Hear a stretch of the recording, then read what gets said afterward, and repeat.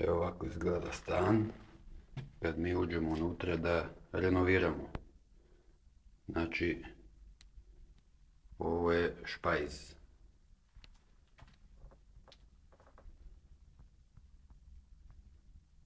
Idemo predsoblje.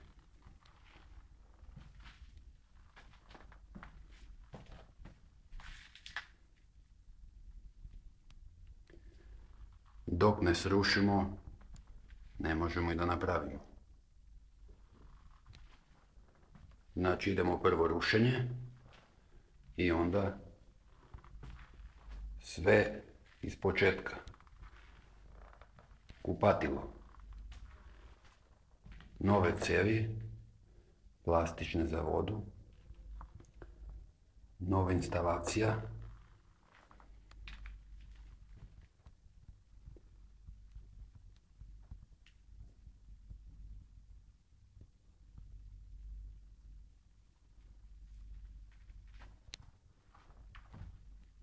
nova ventilacija,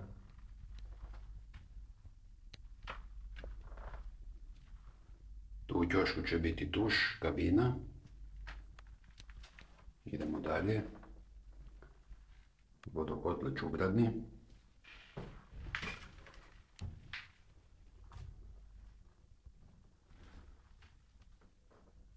Ovdje na tom delu će da se sazida jedan zid,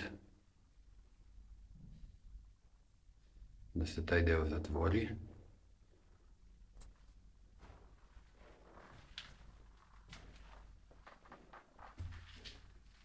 Novi prozori.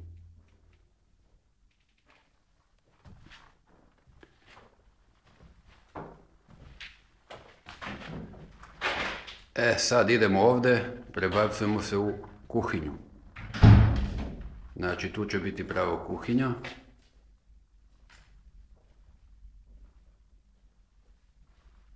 Radijatori se izmeštaju i tu će doći elementi za kuhinju.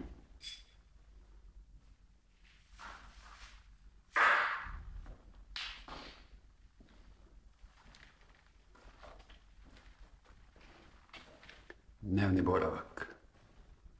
Menja se stolarija isto. Sve se menja, podovi.